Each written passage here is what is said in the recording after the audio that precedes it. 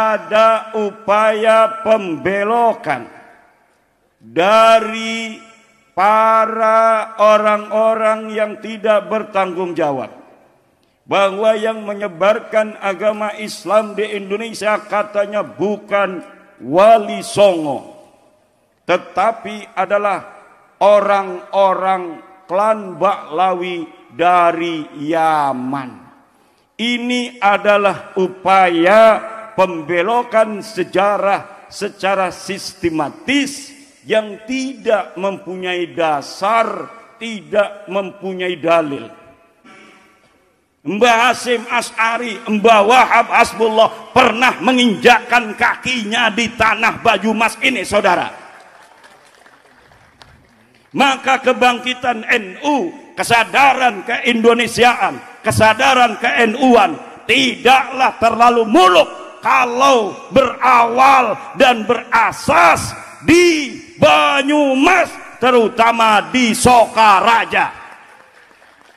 Kalau Banyumas NU-nya sudah berteriak, insya Allah seluruh Indonesia NU-nya berteriak. Takbir.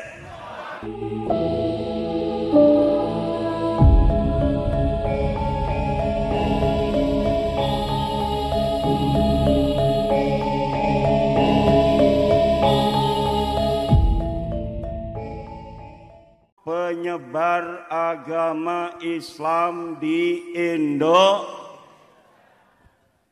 sebelum datang ke Sokaraja ada kiai dari Wonosobo datang ke rumahnya Kang Mas Agus Mariono.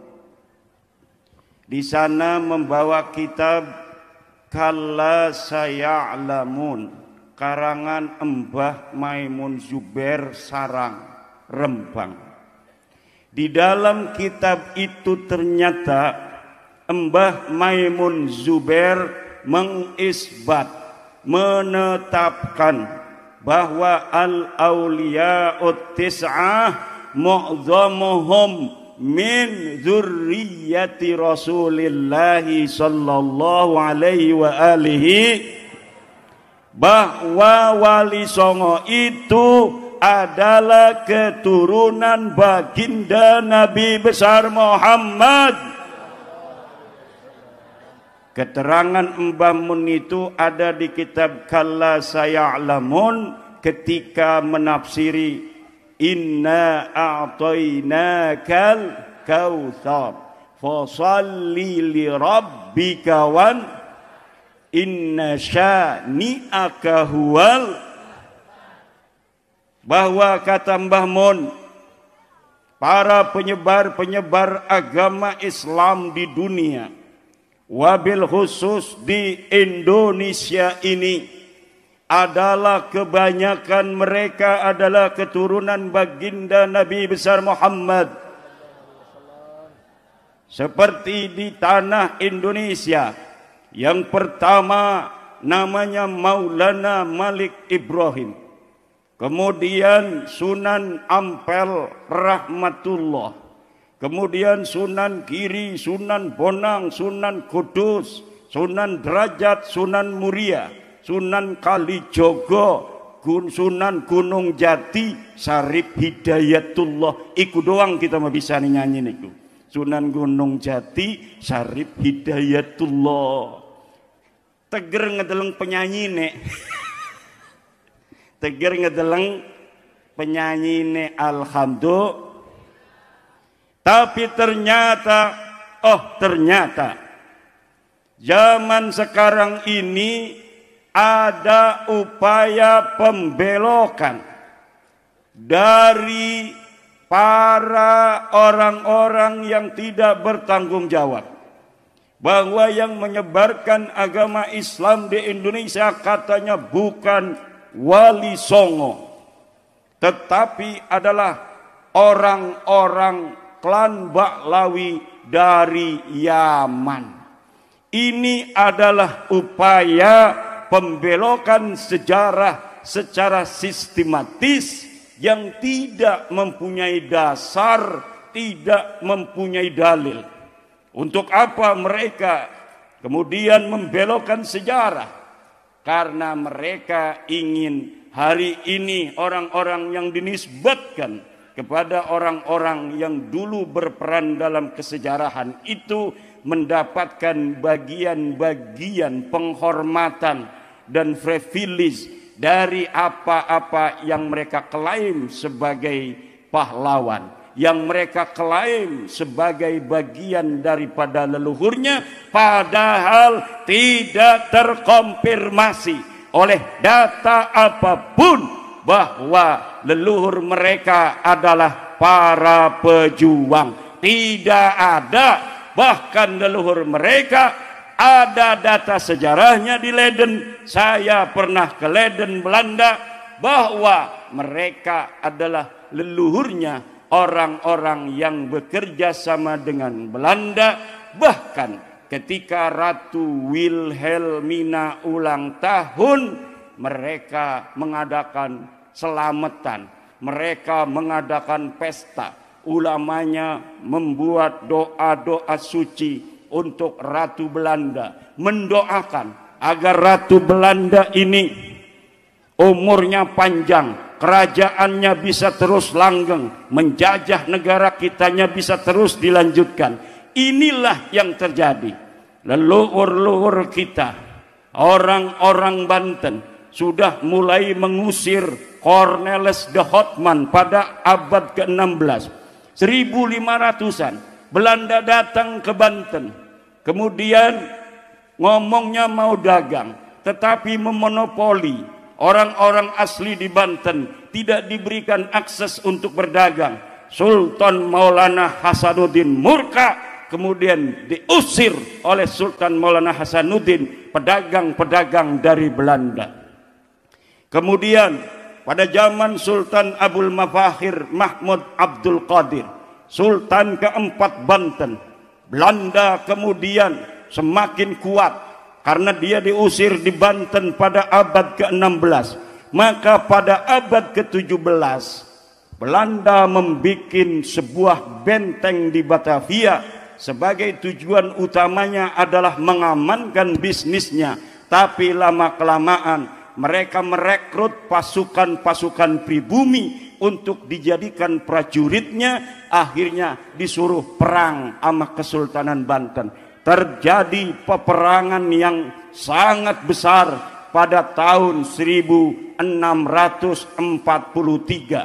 Terjadi perang lagi 1654. Terjadi perang lagi 1670. Melawan penjajah hanya bisa dilakukan oleh orang-orang yang sadar bahwa dirinya sedang dijajah. Melawan penjajah hanya bisa dilakukan oleh orang-orang yang sadar kalau dirinya sedang di. Coba dulu,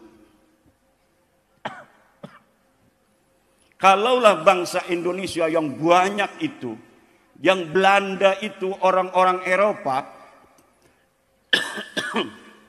jumlah seluruhnya tidak akan lebih daripada 5.000 orang.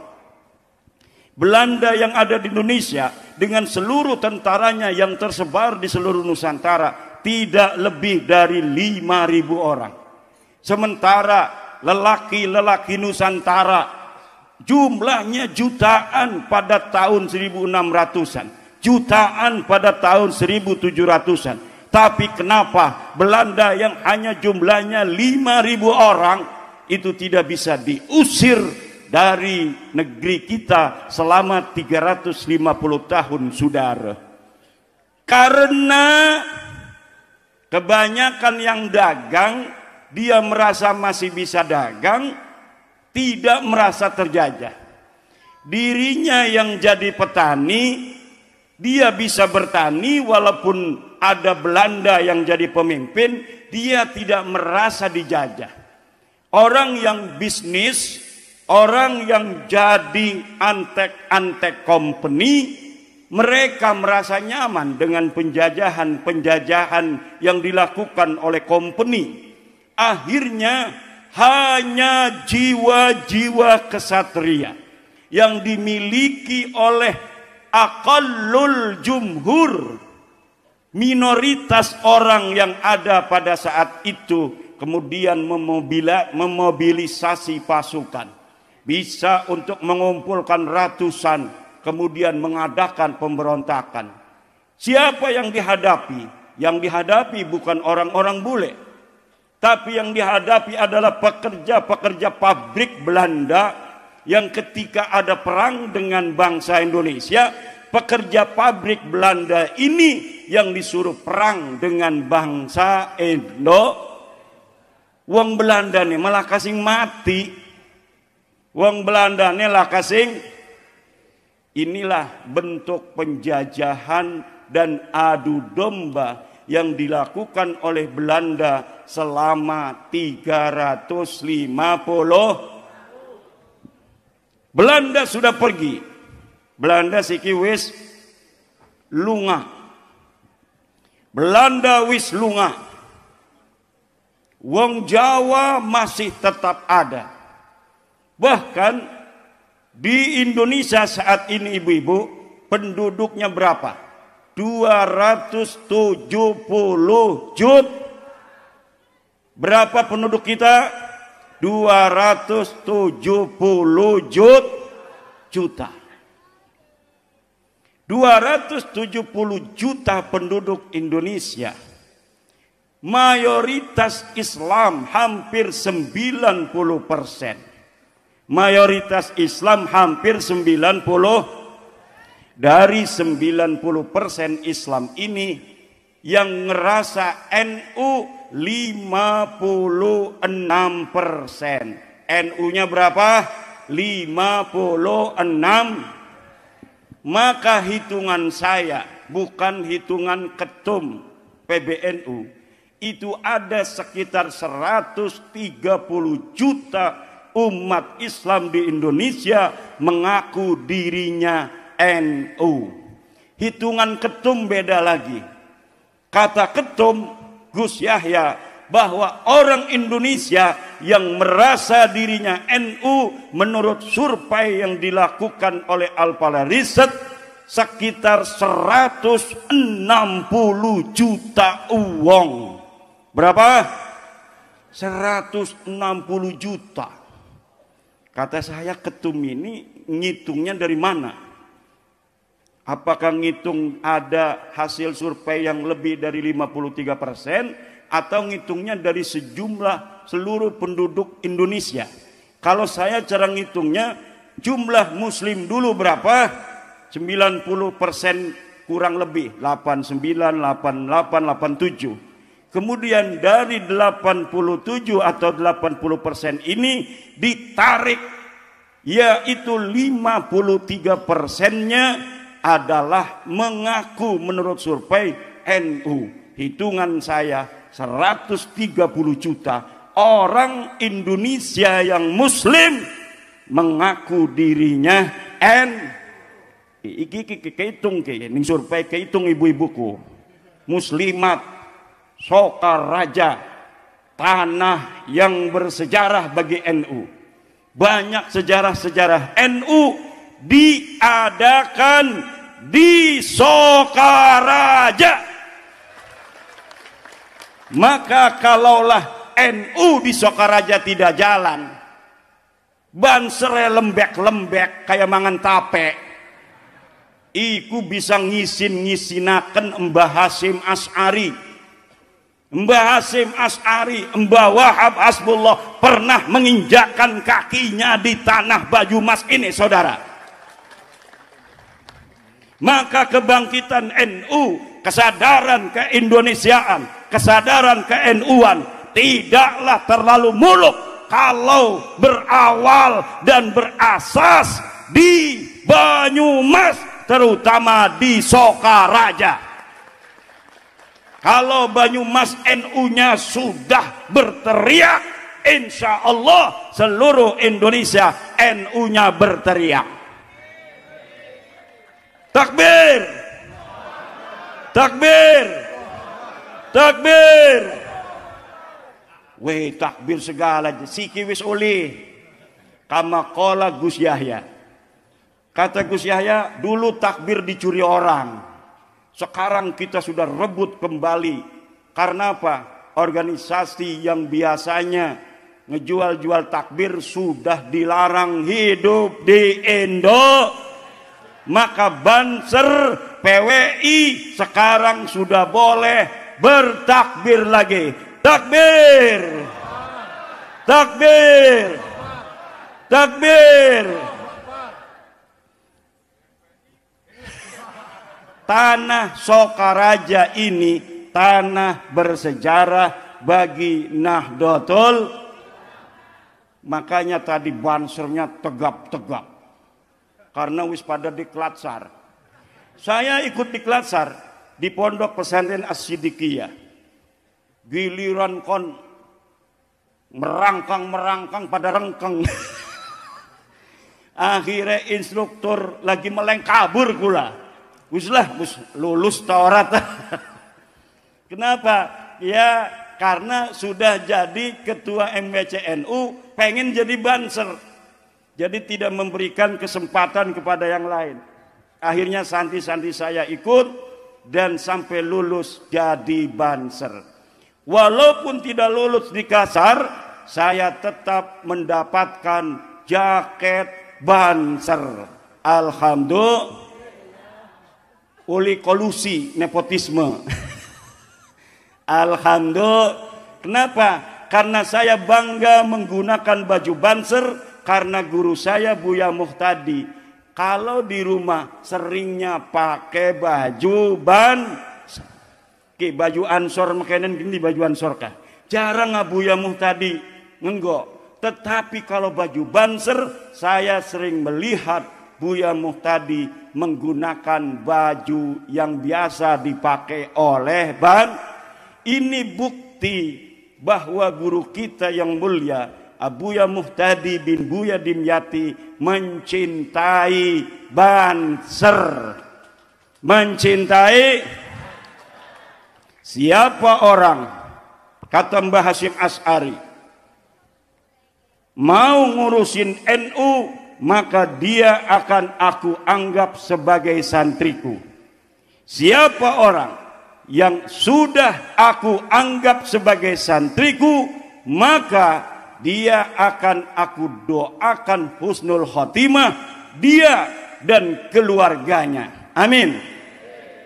Kata Mbah Ridwan Abdullah, orang yang mau ngurusin NU jangan takut tidak makan. Orang yang mau ngurusi NU jangan takut tidak. Kalau sampai dia ngurusi NU lalu tidak makan, komplain padaku.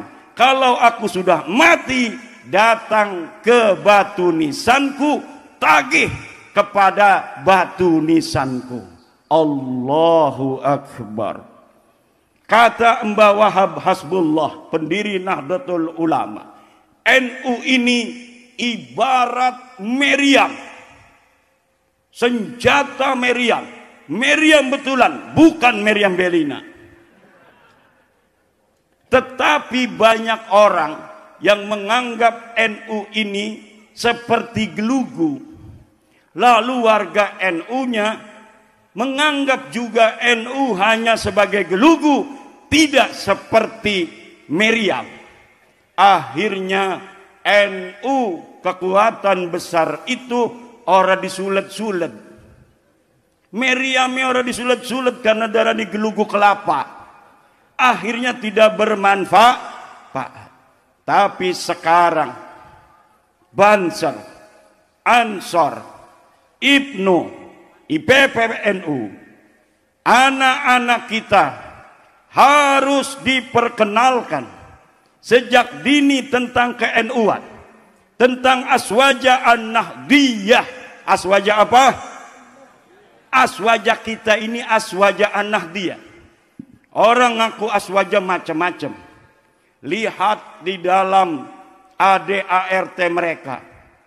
Orang Wahabi ngaku aswaja, betul? Ngakunya saya orang aswaja. Kabib ngaku Aswaja. Lihat di Rabita Alawiyah itu di anggaran dasarnya. Aswaja ala tariqah al-alawiyin. Tariqah Ba'alawi. Aswajanya tariqah Kabib. Tapi Nahdlatul Ulama tariqahnya adalah Aswaja Ahlus Sunnah wal Jamaah, Asy'ariyah dan Al-Maturidiyah, sesuai dengan apa yang telah digariskan oleh ulama-ulama mutaqaddimin, bahwa kata Imam Baihaqi, idza utliqa Ahlus Sunnati wal Jamaati fal muradu bihim al-asy'ariyatu wal maturidiyatu, bahwa apabila dimutlakan kalimah ahli sunnah wal jamaah, maka yang dimaksud adalah ahlu sunnah wal jamaah Asy'ariyah dan ahlu sunnah wal jamaah Maturidiyah. Apa itu ahli sunnah wal jamaah Asy'ariyah dan al-Maturidiyah? Kemudian dikonsep oleh Nahdlatul Ulama, yaitu dalam fikih mengikuti imam 4, di dalam akidah mengikuti Asy'ariyah dan Maturidiyah, di dalam tasawuf mengikuti Imam Junaid dan Imam Ghazali. Kale pegel bu, bari dodok. Bu, boleh minum saya?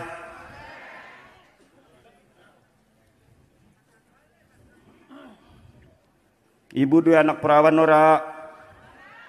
We duwe ngaku ora? Pelit.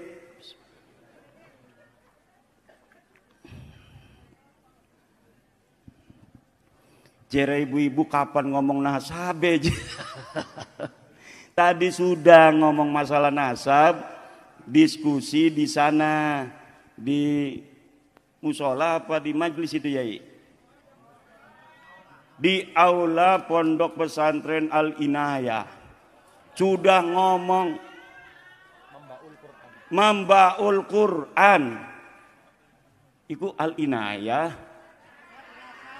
Madrasah Al-Inayah. Apa sih? Madrasah Diniyah Al-Inayah. Madrasahnya Al-Inayah. Pesantrennya Mambaul.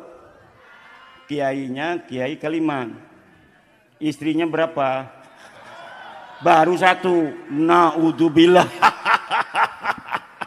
Pak tolong tangkep Pak. Kiai yang isinya satu tangkep Pak. Kasihan Pak. Gak usah. Bentar lagi aja.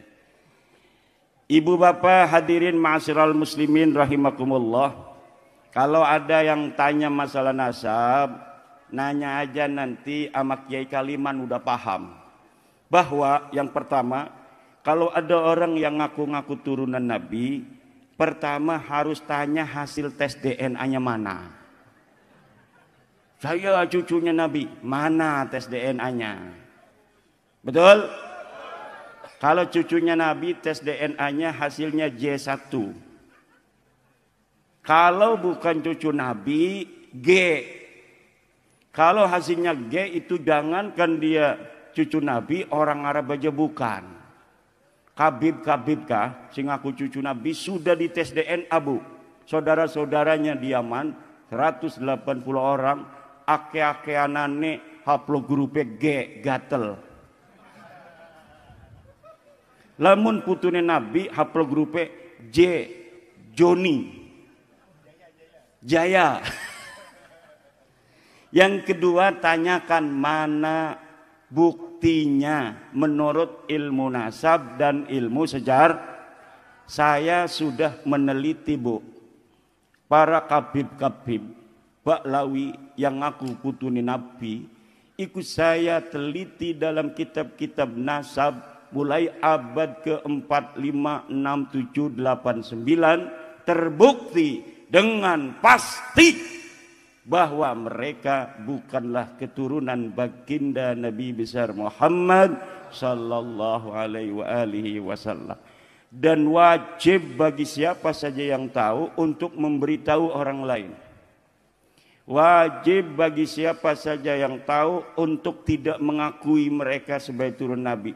Haram hukumnya ngakui dudu putune Nabi sebagai putune Kanjeng Nabi. Bu ya, paham? Itulah kesimpulannya. Karena benar-benar kula niki sampun ngeliang-liang, kula akhiri niki yai ngenda pangapurane, ngenda ridone nggih. Mudah-mudahan pertemuan kita malam ini membawa barokah. Barokah kangge pondok pesantren Mambaul Quran.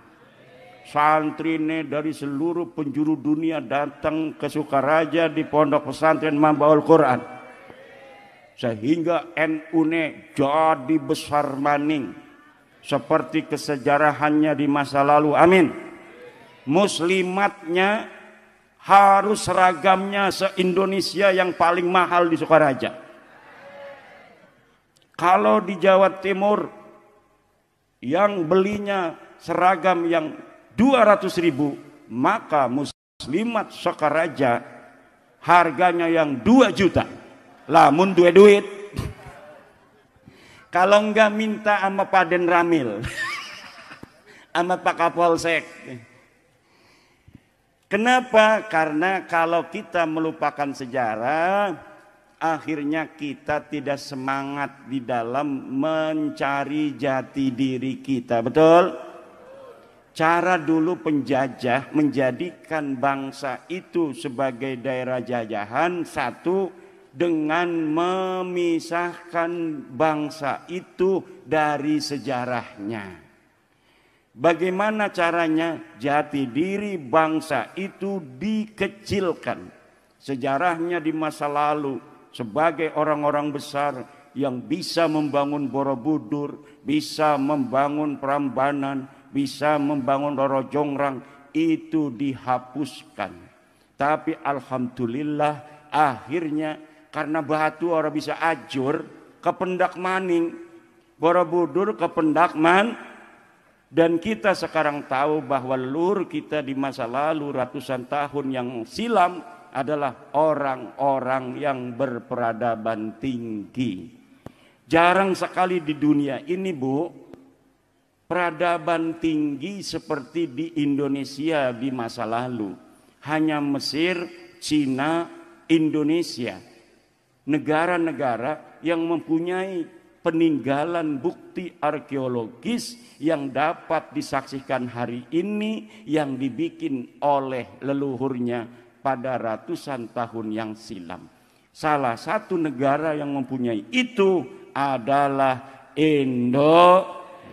Maka kita harus berbangga jadi bangsa Indonesia.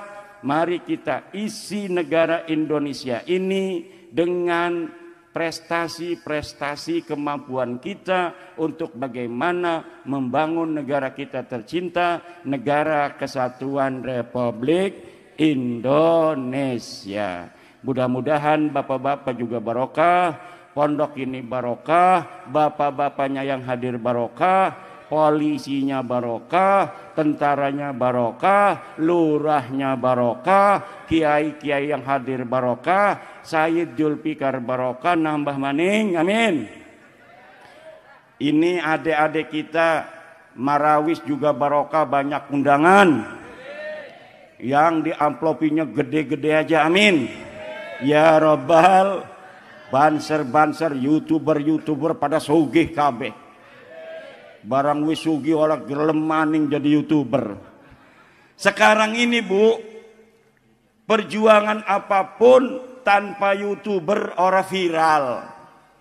Maka harus, terutama masalah nasab ini, anak-anak kita yang cerdas dalam IT bikin YouTube, kemudian ikut berjuang menginformasikan kepada umat, menyebarkan kepada masyarakat seluas-luasnya bahwa kita manusia Indonesia, manusia yang mempunyai jati diri dan tidak mau diperbudak oleh siapapun. Baik perbudakan melalui agama, perbudakan melalui budaya, perbudakan melalui kapital dan lain sebagainya. Kita bangsa Indonesia akan menata 1945, 2045 Indonesia mudah-mudahan menjadi negara terbaik di dunia. Amin. Wallahu wal muwaffiqu ila aqwamit thoriqin. Wassalamualaikum warahmatullahi